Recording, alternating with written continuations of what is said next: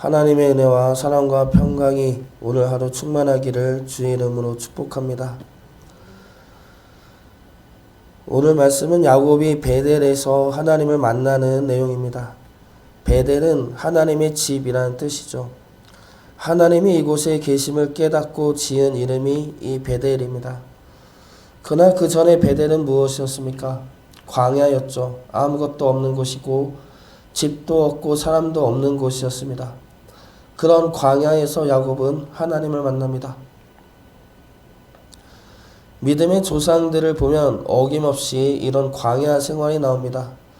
아브라함은 삶 자체가 광야 생활이었죠. 요셉에게는 애굽이 광야였고 감옥이 광야였습니다. 출애굽한 이스라엘 백성들 또한 40년 동안 광야에 있었고 주님 또한 광야에서 40일 동안 시험을 받으셨습니다. 그리고 성경은 성령님이 예수님을 이끌어 광야에서 시험을 받게 하였다고 기록하고 있습니다. 그러면 성령님은 우리를 광야로 왜 이끄십니까? 그냥 복된 길로만 인도하시면 얼마나 좋습니까? 그런데 성령님은 꼭 한 번씩 우리로 하여금 광야길을 지나게 하십니다. 그러면 이런 광야 같은 위기를 주시는 이유가 무엇입니까? 히브리어로 광야를 미드바르라고 합니다. 이 단어의 동사형을 다바르라고 읽습니다. 다바르는 하나님의 말씀을 들어 순종한다는 의미를 지니고 있습니다. 그리고 같은 어원인 드바르는 지성소를 뜻합니다. 다바르는 하나님의 말씀을 들어 순종하는 곳, 드바르는 지성소를 말하는데 광야의 어원을 찾아 들어가니까 그곳이 하나님을 만나는 곳이라는 것이죠. 그래서 광야는 하나님을 만나는 곳입니다. 귀로 듣고 머리로만 아는 하나님이 아니라 실제 살아 역사하시는 하나님을 만날 수 있는 곳이 광야입니다. 그래서 성령님은 우리를 광야로 이끄시고 계십니다. 오늘 말씀에 나오는 야곱도 광야에서 하나님을 만납니다. 그동안 이야기로만 들었던 하나님을 실제적으로 체험하는 순간이죠. 그리고 이 체험을 통해 야곱은 그의 평생에 하나님을 기억하게 됩니다. 먼저 야곱의 상황부터 간략하게 살펴보겠습니다. 야곱은 아버지 이삭과 형 에서를 속이고 형이 받아야 할 축복을 빼앗습니다. 그리고 그것이 탄로나자 형 에서를 피해 도망갑니다. 외삼촌 라반이 있는 하란으로 도망가던 도중에 광야에서 잠을 자게 됩니다. 그러면 이때 야곱의 마음은 어떠한 마음이 들었겠습니까? 먼저 외로움이 야곱에게는 있었을 것입니다. 야곱에게는 이제 아무것도 없죠. 집도 없고 자신을 사랑하는 부모님도 없습니다. 혼자 가는 길이죠. 그래서 혼자 돌베개를 베고 자야 하는 그 상황이 얼마나 쓸쓸하고 외롭겠습니까? 그 외로움이 야곱에게는 있었을 것입니다. 그리고 두 번째로는 실망과 허무함이 있었을 것입니다. 야곱은 하나님의 자녀로 택함받기 위해서 얼마나 노력을 했습니까? 팥죽으로 장자권을 받고 아버지의 축복까지 빼앗았습니다. 그런데 지금은 어떻습니까? 아무것도 없죠. 아무것도 없이 도망가는 중입니다. 그렇게 장자권과 축복을 얻으려 노력했고 그래서 그것들을 받았는데 왜 나는 지금 도망가고 있는지, 왜 하나님은 축복은커녕 이렇게 도망가게 만드는 것인지, 내가 그렇게 수고하고 고생한 결과가 이 모양인지 실망과 분노와 허무, 이러한 감정이 있었을 것입니다. 그리고 세 번째 마음은 두려움이 있었겠죠. 외삼촌 라반의 집에 가지만 야곱은 이때까지 라반을 보지 못했습니다. 그 라반이 자신을 제대로 반겨줄지 어떨지도 모릅니다. 가면은 만날 수 있을지도 모르죠. 모든 게 불확실합니다. 모든 게 불확실하면 우리들의 마음은 대개 부정적인 생각으로 흘러갑니다. 야곱에게 있었던 이 세 가지의 마음, 외로움과 실망과 두려움, 이런 마음은 야곱을 잡고 있는 마음들이죠. 이 마음들을 하나님은 오늘 말씀에서 아시고 만져주십니다. 먼저 하나님이 야곱을 찾아와 만나 주시죠. 그리고 내가 너와 함께 있겠다 말씀하십니다. 15절 말씀 보겠습니다. 내가 너와 함께 있어 내가 어디로 가든지 너를 지키며 너를 이끌어 이 땅으로 돌아오게 할지라 내가 내게 허락한 것을 다 이루기까지 너를 떠나지 아니하리라 하신지라. 야곱이 지금 혼자 있는 이 상황은 야곱이 스스로 잘못해서 얻은 결과입니다. 아버지와 형을 속인 결과인 것이죠. 이런 상황에서 야곱은 하나님도 날 버린 것이 아닌가라는 생각도 들었을 것입니다. 그런 상황에서 하나님은 말씀하시는 것이죠. 내가 너와 함께 있다. 내가 어디로 가든 내가 너와 함께 있을 것이다.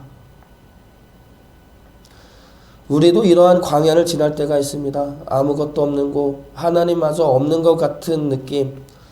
그러면 우리가 드는 생각은 내가 잘못했기 때문에 하나님이 날 버린 것이 아닌가라는 생각이 들 수밖에 없죠. 그러나 하나님은 절대 우리를 버릴 수 없는 분이십니다. 오늘 말씀에서 야곱과 하나님 사이에는 무엇이 있습니까? 사다리가 있죠. 사다리는 닿을 수 없는 곳을 닿을 수 있게 만드는 도구입니다. 야곱 스스로는 하나님을 찾을 수 없습니다. 하나님께 닿을 수 없는 존재가 야곱이죠. 애초에 야곱이 잘하든 못하든 야곱은 하나님께 닿을 수가 없습니다. 그런데 그 닿을 수 없는 공간을 사다리가 이어주고 있습니다. 그러므로 하나님이 야곱을 만나 주실 수 있는 것이죠. 야곱이 사다리를 세운 것이 아닙니다. 하나님께서 사다리를 세운 것이죠. 그리고 이 사다리는 지금 우리와 하나님과의 관계에도 이어지게 만들고 있습니다. 이 사다리가 무엇입니까? 바로 예수 그리스도이죠. 예수님이 우리와 하나님과의 닿을 수 없는 거리를 예수님의 생명으로 이어주셨습니다. 그래서 우리는 하나님을 만날 수 있고 하나님과 함께 할 수 있는 것입니다. 야곱은 스스로의 잘못으로 인해 혼자 남겨진 것 같은, 하나님도 날 버린 것 같은 외로운 광야에 있습니다. 그러나 하나님은 그렇지 않다고 광야든 어디든 내가 가는 어느 곳이든 내가 너와 함께 한다고 말씀하셨습니다. 이 말씀은 우리에게도 주어지는 하나님의 말씀이고 약속입니다. 우리 상황과 우리 환경이 광야 같을지라도 그래서 아무도 없고 하나님도 없는 것 같은 그 상황에서도 하나님은 우리와 함께 하십니다. 하나님은 우리를 버리지 않으십니다. 그 은혜를 기억하시고 믿음으로 붙으시기 바랍니다. 두 번째로 실망한 야곱에게 하나님이 일하신다는 것을 하나님은 말씀하십니다. 야곱이 실망하고 낙담한 이유가 어디에 있습니까? 자신이 수고해서 얻은 장자권과 축복이 아무런 소용이 없는 느낌이 들어서일 것입니다. 내가 그렇게 열심히 수고해서 그렇게 위험을 무릅쓰고 장자권과 축복을 얻어냈는데 하나님 어떻게 나한테 이럴 수 있느냐는 실망과 허무와 낙담, 이러한 마음이 들었을 것입니다.